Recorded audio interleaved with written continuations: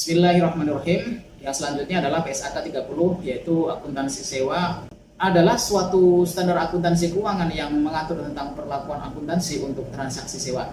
PSAK ini diterbitkan oleh Dewan Standar Akuntansi Keuangan Ikatan Akuntansi Indonesia pada tahun 2007 dan terakhir kali direvisi tahun 2011. Kemudian tentang tujuannya. PSAK 30 akuntansi sewa bertujuan untuk memberikan pedoman akuntansi yang dapat digunakan oleh perusahaan untuk menyajikan laporan keuangan yang andal dan relevan. Laporan keuangan perusahaan yang melakukan transaksi sewa harus menyajikan informasi yang berguna bagi investor, kreditor, dan pihak lain yang berkepentingan. Kemudian tentang ruang lingkupnya. PSAK 30 ini berlaku untuk semua perusahaan yang melakukan transaksi sewa, baik sewa operasi maupun sewa pembiayaan. Beberapa definisi yang terlibat dalam PSAK 30 ini yaitu: 1. Sewa. Sewa adalah perjanjian antara penyewa dan lessor untuk menggunakan aset selama periode tertentu. Yang kedua, sewa operasi, yaitu sewa yang tidak mengalihkan secara substansial seluruh risiko dan manfaat yang terkait dengan kepemilikan aset. Istilah yang ketiga adalah sewa pembiayaan, yaitu sewa yang mengalihkan secara substansial seluruh risiko dan manfaat yang terkait dengan kepemilikan aset.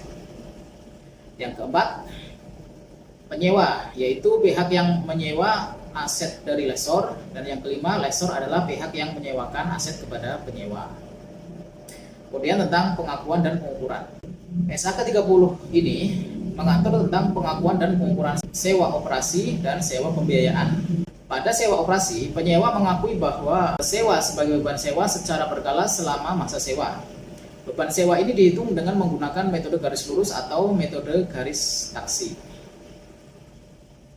Kemudian sewa pembiayaan.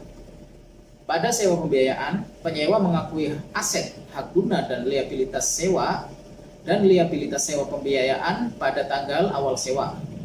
Aset hak guna diukur sebesar nilai wajar aset atau nilai wajar sewa minimum. Mana yang lebih rendah?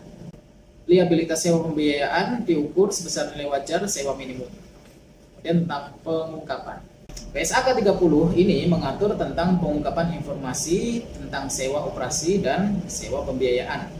Informasi yang harus diungkapkan antara lain: 1. Jenis sewa. Yang kedua, ketentuan dan persyaratan sewa. Yang ketiga, pengakuan dan pengukuran sewa. Yang keempat, penilaian aset hak guna. Dan yang kelima adalah penilaian liabilitas sewa pembiayaan.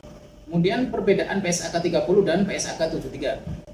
PSAK 73 tentang akuntansi sewa yang diterbitkan pada tahun 2020 menggantikan PSAK 30 tentang akuntansi sewa. Perbedaan utama antara keduanya adalah: yang pertama, di PSAK 73 mengakui aset hak guna dan liabilitas sewa pembiayaan pada tanggal awal sewa, sedangkan PSAK 30 mengakui beban sewa secara berkala selama masa sewa.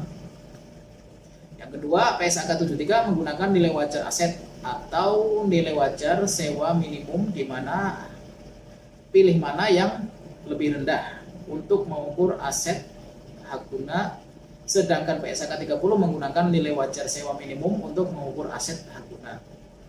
Perbedaan yang ketiga adalah PSAK 73 menggunakan nilai wajar sewa minimum untuk mengukur liabilitas sewa pembiayaan, sedangkan PSAK 30 menggunakan nilai wajar sewa minimum dikurangi dengan imbalan sewa yang telah dibayarkan untuk periode berjalan untuk mengukur liabilitas sewa pembiayaan.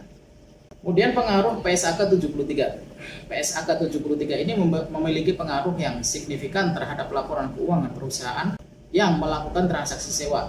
Dengan mengakui aset hak guna dan liabilitas sewa pembiayaan pada tanggal awal sewa, PSAK 73 akan meningkatkan nilai aset dan kewajiban perusahaan. Hal ini dapat berdampak pada rasio keuangan perusahaan seperti rasio utang terhadap ekuitas dan rasio utang terhadap aset. Kesimpulannya, PSAK 30 akuntansi sewa merupakan standar akuntansi yang penting bagi perusahaan yang melakukan transaksi sewa. PSAK ini mengatur tentang perlakuan akuntansi untuk transaksi sewa mulai dari pengakuan dan pengukuran sampai dengan pengungkapan.